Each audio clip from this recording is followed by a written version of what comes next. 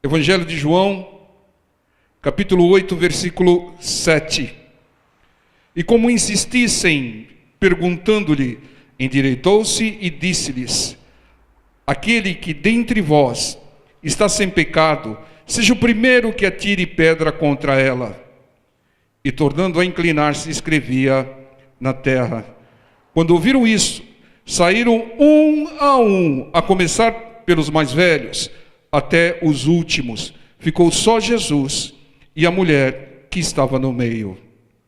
Irmãos, para dar uma nova oportunidade para aquela mulher, o Senhor Jesus fez todos aqueles acusadores refletirem, meditarem sobre os seus próprios pecados. Irmãos, quem não os tem? Quem não tem pecado? Se alguém levantar a mão aí, já está pecando. Pecado da mentira. Porque a palavra do Senhor diz que nós todos temos pecados. Aquele que diz que não tem pecado, ele já está pecando, ele está mentindo. É o que diz a primeira carta de João, capítulo 1, versículo 8. Né? Está enganado aquele que acha que não tem pecado. Está equivocado, ou se não está mentindo. Porque não há uma só pessoa sobre a face da terra que não cometa pecados. Às vezes sem perceber, às vezes por desinformação, desconhecimento, acaba pecando. Muitas vezes manipulada pelo inimigo, ingenuamente acaba pecando. Todos pecam. Então por que alguns só veem pecados nos outros, como estavam fazendo com aquela mulher? E não veem os seus pecados. Se você quer que pecados sejam corrigidos, comece por você mesmo. E o Senhor Jesus fez com que todas aquelas pessoas refletissem sobre os seus pecados e acabaram não condenando a mulher. Aquela mulher teve aquilo que era plano de Deus, uma nova oportunidade. Então entenda, irmãos, muitos têm que fazer aquilo que o Senhor obrigou aquelas pessoas a fazerem. Dar oportunidades a pecadores. Oportunidades para se arrependerem. Essa é a direção de Deus. Então, antes de falar do pecado dos outros, medite sobre os seus. Porque se você está condenando alguém que peca sabidamente, está faltando muitas vezes misericórdia, irmãos. Está faltando muitas vezes amor ao próximo. É claro que tudo tem um limite. Aquele que vive reincidindo, não basta. Mas nós temos que, antes de julgar o pecado dos outros, refletir, analisar sobre os nossos. E o Senhor Jesus fez com que pessoas que comumente acusavam outros de pecadores, pareciam que tinham um vício de acusar ou de encontrar pecado nos outros. O Senhor Jesus desfilou, o Senhor Jesus relatou todos os pecados deles. Você quer ver em Mateus 23, 1?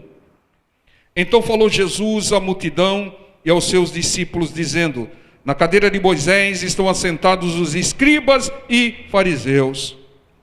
Parece que estão sentados num trono. Parece que foram, vamos dizer assim, incumbidos de julgar os outros. Observai, pois, e praticai tudo o que vos disserem, mas não procedais em conformidade com as suas obras. Aquilo que eles falam até é correto, mas não faça como eles fazem, está dizendo o Senhor. Porque dizem e não praticam. Esse é um grande problema do Evangelho hoje. Muitos se dizem cristãos, muitos se dizem crentes, muitos se dizem obedientes à palavra, mas só da boca para fora. Falam, mas não praticam.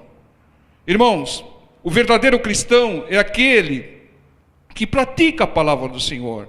O que vai levar você à salvação é a prática da palavra do Senhor. O primeiro passo é aceitar Jesus como Senhor e Salvador da sua vida.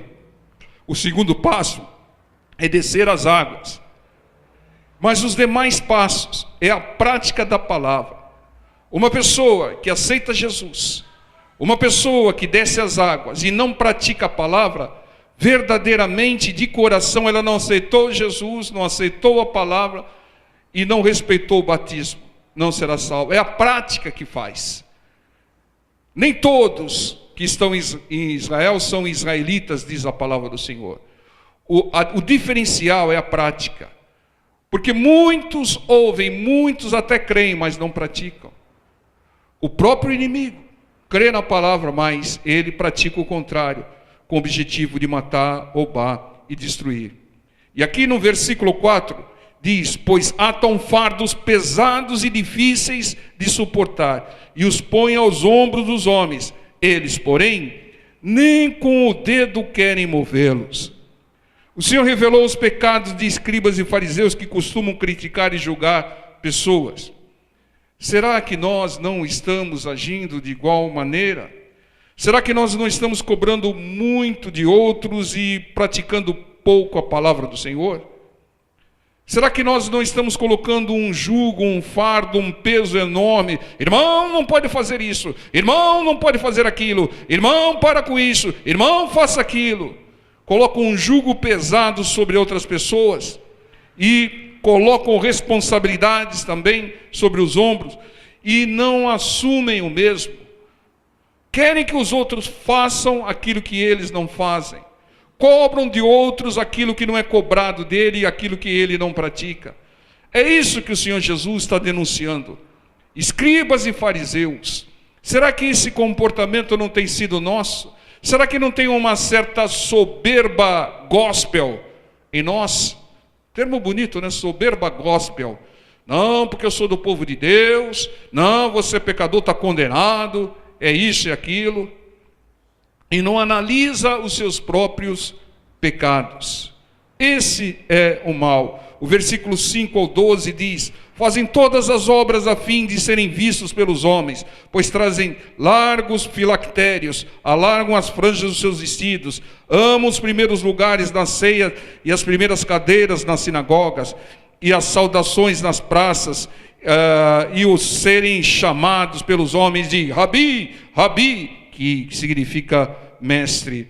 Vós, porém, não queirais ser chamados de Rabi, porque um só é o vosso mestre, a saber, o Cristo, e todos vós sois irmãos. Não tem nenhum mestre aqui.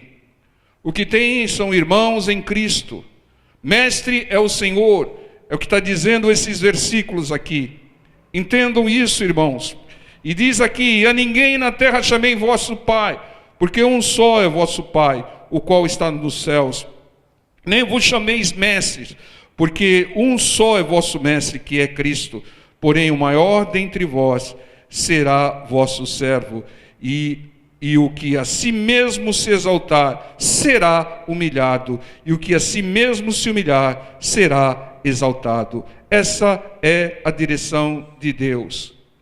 O fariseu é aquele que faz a obra para se mostrar, para se exaltar. Sabe o que Deus vai fazer com ele? Vai o abater, vai o humilhar. Então esse não é pai, nem mestre, será humilhado até que vire servo do Senhor. Entendam, não se exalte, não se julgue melhor. Nós temos um diferencial que é o nosso Deus, a fé no nosso Deus, mas não use isso para se exaltar, para se sobrepor sobre ninguém, irmãos. Seja servo, seja humilde. E o versículo 13 diz, mas começa aqui uma direção de ais e ais aqui, né? Mas ai de vós, escribas e fariseus hipócritas, pois que fechais aos homens o reino dos céus, e nem vós entrais e nem deixais entrar aos que estão entrando. Entende, irmãos? Tem muito que não vai entrar no reino do céu e não deixa os outros entrarem. Colocam limitações. Irmão, você não pode se batizar, irmão, porque você não fez o cursinho, porque você não é isso, porque você não é aquilo, porque você é aquilo outro, porque você não pode, irmão. Colocam um obstáculo para que as pessoas acessem o reino dos céus, e elas mesmas não estão tomando posse do reino dos céus. Não há algo que irrite mais ao Senhor do que aquele que afasta uma pessoa do caminho dele. Não há algo que mais abomina a Deus do que aquele que escandaliza, aquele que diz que é cristão, que é servo de Deus e vive dando mau exemplo, afastando as pessoas do caminho de Deus. Nós viemos para povoar o céu, evangelizar e não escandalizar. Essa é a nossa missão. O Senhor falou: ide e pregai o evangelho a toda criatura. Ele não falou: ide e afaste as pessoas do meu caminho. Estão fazendo o contrário da ordem maior do nosso Deus. Então que nós reflitamos se não estamos, através de um certo legalismo, de um certo jugo, afastando, colocando impedimentos para que as pessoas se afastem da casa do Senhor. É um cúmulo uma pessoa que erra dentro da igreja, uma pessoa que falhou e deixa chegar ao conhecimento de alguns, que chega alguém aí se postando como líder da igreja, como mestre da igreja. Na verdade o líder é o Senhor, o mestre é o Senhor, e tira a pessoa, afasta a pessoa, irmão. Não, irmão, você não pode mais frequentar, você não pode mais isso, porque você fez aquilo. Quem é o fulano? Às vezes as pessoas que estão julgando e apartando pessoas, condenando pessoas, estão sobre pecados maiores. É isso que o Senhor Jesus está denunciando aqui. Será que nós, inconscientemente, não estamos fazendo o mesmo? Afastando pessoas do reino, do caminho, da palavra do Senhor, em função de um legalismo, de um jugo, de uma condenação, que nós não tivemos uma procuração para condenar? Interceda, ore, faça a pessoa ver à luz da palavra o seu erro, mas condenar não. Ninguém foi constituído como juiz. Quem convence do pecado, do juízo e da justiça é o Espírito Santo de Deus, irmão. É o Espírito Santo de Deus. É o justo juiz que vai condenar. Entendam, a nossa missão é interceder, é evangelizar. E principalmente, evangelizar hoje em dia não é falar só sobre a palavra de Deus, é praticar a palavra de Deus. As pessoas têm que ver na nossa prática o verdadeiro evangelismo, porque muitos falam, colocam julgos pesados sobre os outros, não pode isso, não pode aquilo, e faz tudo aquilo que diz que não pode. Hipocrisia, diz o Senhor. Aquilo que faziam escribas e fariseus. Que nós meditemos se não há em nós tais atitudes. Porque muitas vezes a gente está julgando os que fazem isso, mas nós não analisamos as nossas atitudes. Se estamos fazendo igual ou até pior. E versículo 13 diz: ai de vós, mais ai de vós, escribas e fariseus hipócritas, que fechais aos homens o reino dos céus, e nem vós entrais, nem deixai entrar aos que estão entrando. Ai de vós, escribas e fariseus hipócritas, pois que devorai as casas das viúvas, sob o pretexto de prolongadas orações. Ô irmã, vou orar lá com você na sua casa. Vai lá para explorar a viúva, não é para orar, né? A primeira coisa que chega lá, não tem aquele bolinho de chuva, não tem aquele cafezinho com leite, né? Vai lá para orar e acaba comendo mais do que orando, né? Por isso sofreis mais rigoroso juízo. O juízo é mais pesado sobre aquele que conhece a palavra. Não é verdade, povo de Deus? A quem muito foi dado, muito será cobrado, irmão, né? Quanto mais se conhecer a palavra do Senhor, mais vai ser cobrado de ti. Oh, glória a Deus. Ai de vós, escribas e fariseus, hipócritas, pois que percorreis o mar, a terra, para fazer um prosélito, né? E depois de o ter desfeito, o fazeis filho do inferno 2 vezes mais do que vós. E segue o texto: ai de vós, condutores cegos, pois que dizes: qualquer que jurar pelo templo, isso nada é, mas o que jurar pelo ouro do templo, esse é devedor. Insensatos e cegos. O Senhor Jesus aqui não economiza adjetivos, né, pessoal? Insensatos e cegos, pois qual é o maior, o ouro ou o templo que santifica o ouro? Irmãos, o Senhor diz: ai de vós, ai daqueles que não se convertem e impedem a conversão dos outros, falsos crentes que escandalizam. Ai de vós que exploram as viúvas, usando obra como pretexto. E ai daqueles que agem para a conversão de pessoas e depois escandalizam. Irmãos, para você trazer de volta uma pessoa que foi magoada, ferida pelo Evangelho, por um pastor, por alguém, é infinitamente mais difícil do que você evangelizar alguém que nunca esteve com o Senhor. Porque a pior coisa que tem é decepção, irmão. A pessoa vem, pensa que todos são cristãos, que tem o Espírito de Cristo, e vê fofoca, vê isso, vê aquilo, acaba se escandalizando, se afastando, não tem o discernimento de separar a obra, a palavra do Senhor, do que a conduta de alguns falsos cristãos, acabam misturando tudo e acabam se afastando do caminho do Senhor. E é difícil trazer essas pessoas de volta. Então, aqueles que valorizam e julgam pelo material, o irmão vai ter carro, o irmão vai ter casa, o irmão vai ter lancha, o irmão vai ter iPad, vai ter iPhone, vai ter tudo isso, irmão, ao invés de trazer as promessas espirituais. Falar, irmão, tudo isso que você está querendo, né? Se essa noite pedirem a sua alma, vai ficar aqui, irmão. O que é precioso, aquilo que o inimigo não pode te roubar, te tirar, a salvação, irmão. Buscar em primeiro lugar o reino dos céus, e depois o iPad, o iPhone vai ser acrescentado, irmão. Esse entendimento, mas não, apelam para a ganância das pessoas, para atraí-las. E depois tentam dar aquilo que prometeram. Carro, casa, isso. E a pessoa não cresce em espírito. Pregam mais autoajuda do que ajuda do alto. Então entendam, escribas e fariseus faziam isso. Será que nós, numa devida proporção, não estamos fazendo igual, irmão? 23. Ai de vós, escribas e fariseus, hipócritas, pois que dizimais a hortelã, o endro e o cominho, e desprezais o mais importante da lei, o juízo, a misericórdia e a fé. Deveis, porém, fazer essas coisas, dizimar, e não omitir aquelas, a misericórdia, a fé, o amor. Condutores cegos, que quais um mosquito engoliza um camelo. Tem gente, irmão, e fala, tem um mosquito aí. Você está engolindo um mosquito, irmão. E ela mesmo está engolindo um camelo. E não percebe, não se analisa, não se examina. Ai de vós, escribas e fariseus hipócritas, pois que limpais o exterior do copo e do prato, mas o interior está cheio de rapina e iniquidade. Ou seja, Jesus aqui, ele não poupa adjetivos de novo.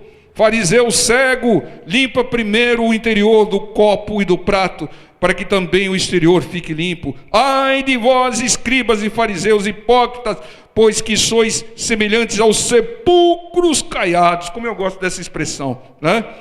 Que por fora bela viola, por dentro pão bolorento, né? Que por fora realmente parecem formosos, mas interiormente estão cheios de ossos, de mortos e de toda a imundícia. Irmão, Deus atenta para o coração e não para a carinha. Tem uma carinha bonita, mas o coração está tudo podre. É o que diz o Senhor aqui.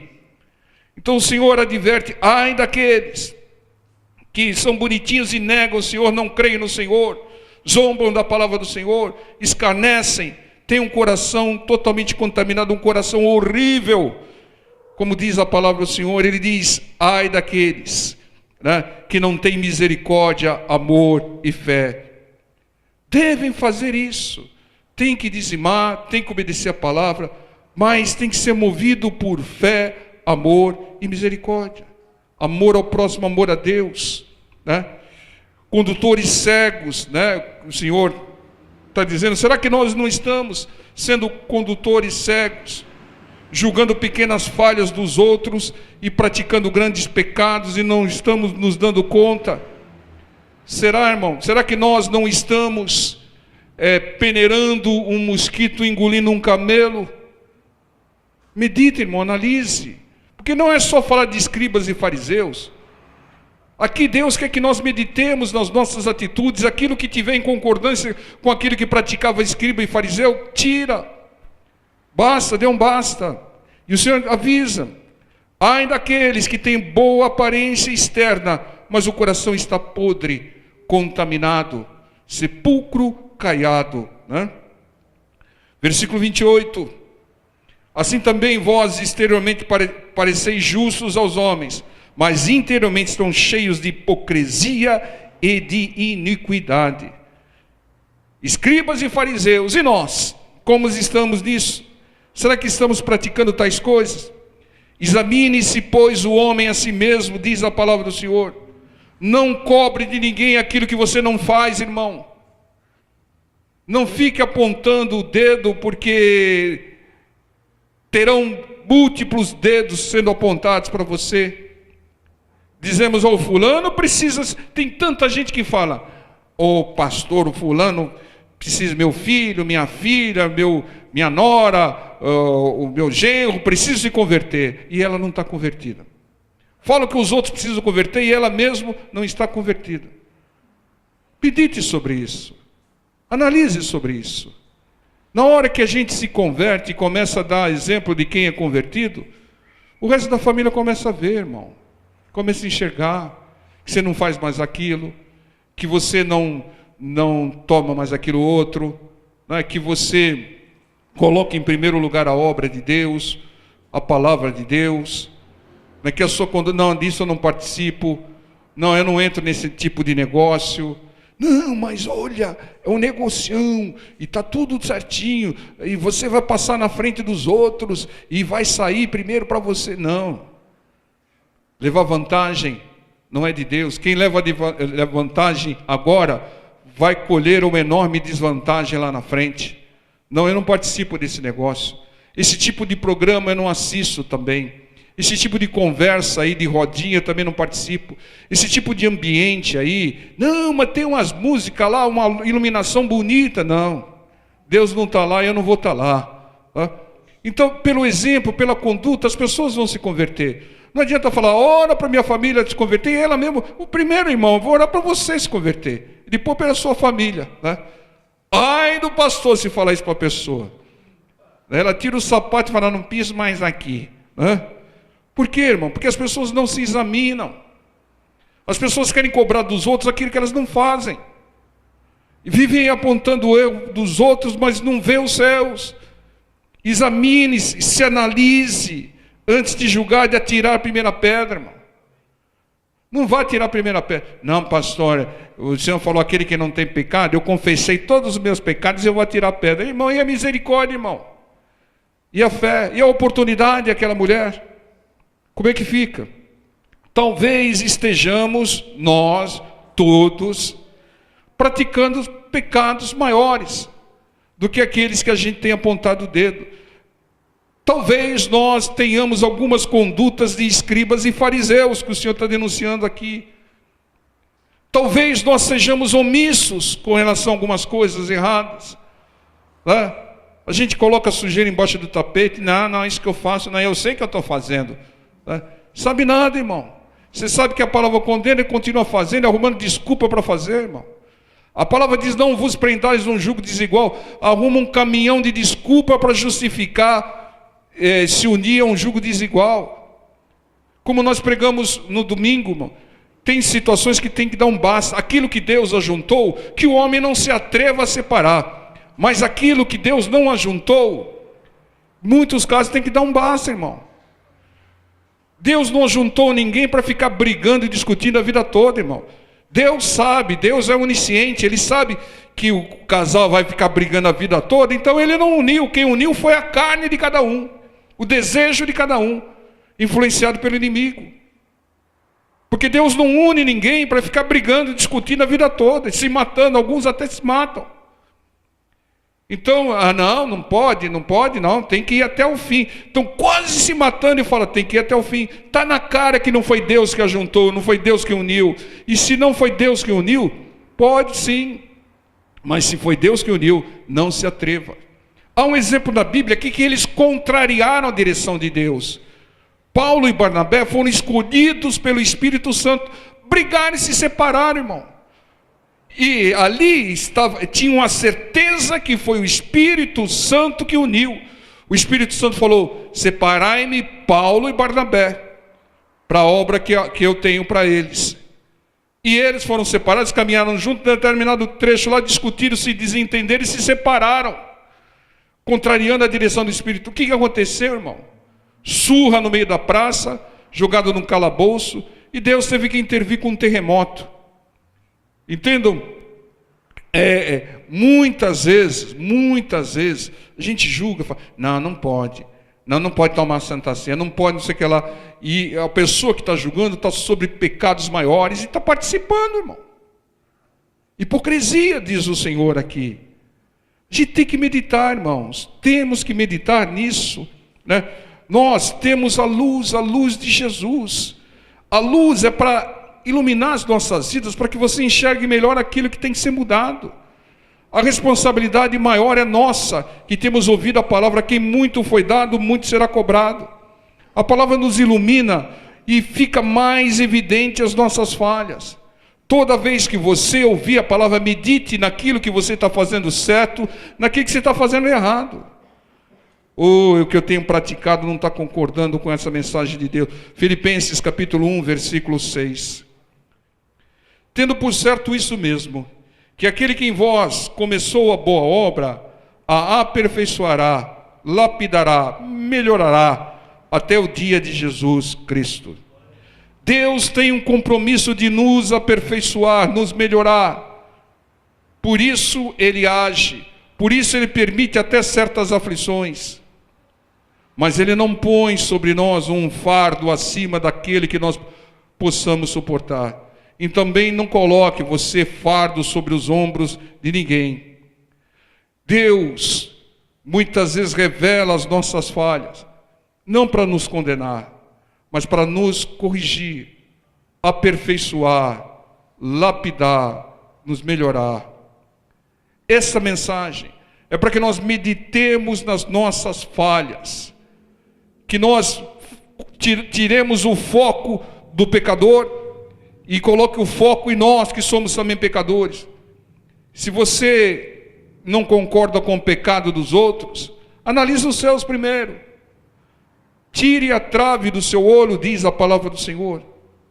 Será, irmão, que você não está fazendo alguma coisa que desagrada a Deus? Por exemplo, será que você não é ansioso demais? Meia culpa, minha máxima culpa. Será que você não é medroso demais, irmão? Deus não se agrada disso. Isso é falta de confiança nele.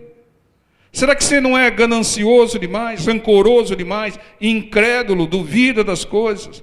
Será que não é nervoso demais, iracundo? Será que não é acomodado demais, irmão?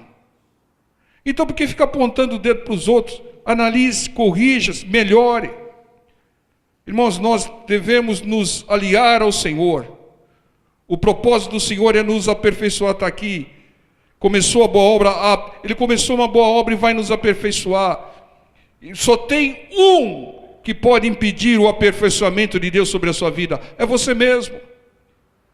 Quando você fala: não, eu estou bem assim, não sei, eu não preciso disso, você está se opondo ao plano de Deus. Mas quando você fala: eu preciso me examinar, eu falo dos outros, mas eu estou fazendo coisas piores, eu preciso me examinar e melhorar, porque o propósito do meu Deus é que eu melhore, que eu me aperfeiçoe. Então ouça, pratique a palavra para melhorar e atingir o objetivo. Porque se você ouvir a palavra e não praticar, Deus tem um outro processo, irmãos, que é o processo doloroso: luta, quebrantamento. Examinemos, façamos uma autoauditoria, termo bonito, né? Autoauditoria em nós, e vejamos o que nós devemos corrigir, mudar. Se não mudar, ai de vós pecadores, diz o Senhor Jesus. João 8:10. E endireitando-se Jesus, e não vendo ninguém mais do que a mulher, disse-lhe: mulher, onde estão aqueles teus acusadores? Ninguém te condenou? E ela disse: ninguém, Senhor. E disse-lhe Jesus: nem eu também te condeno, mas vai-te e não peques mais. Está vendo, irmãos? Irmãos, não atire a primeira pedra, e nem a última pedra. Não atire pedra em ninguém, não condene para não ser condenado. Dê oportunidades como o Senhor Jesus deu oportunidade para essa mulher. E Deus tem nos dado oportunidade, irmão. Você pensa que é fácil aguentar nós? Não é, irmão. Deus tem um trabalhão conosco. Porque nós somos uns bichinhos esquisitos, irmão, né? Então temos muitas falhas. Deus nos dá oportunidades todo dia, irmão. Todo dia. Então dê oportunidade. Mas tudo tem limite. Até a terra prometida tinha limite. Deus delimitou lá. Tudo tem limite. Se aquela mulher voltasse a pecar, o Senhor lhe daria um basta. Irmãos? Então, dê oportunidade, mas tem um momento que fala, basta, não estou te ajudando, estou te prejudicando, estou financiando o seu erro, estou mantendo você aí na falha. Entenda, irmãos? Deus quer nos aperfeiçoar, Ele tem um compromisso assumido conosco de nos aperfeiçoar, nos melhorar. E Ele quer que nós nos aliemos a Ele, estejamos em comunhão com Ele nesse propósito. Então examine-se, veja que você tem que mudar aí. Antes, aqueles errinhos que você aponta nos outros, vê se você não tem um igualzinho, guardadinho lá no seu coração. Né? Vê se você não tem essa carinha bonitinha, simpática aí, mas um coração aí podrinho, né? Sepulcro caiado. Analise, irmãos, se nós não temos alguns comportamentos iguais aos dos escribas e fariseus. Se tivermos e não corrigirmos, ai de nós.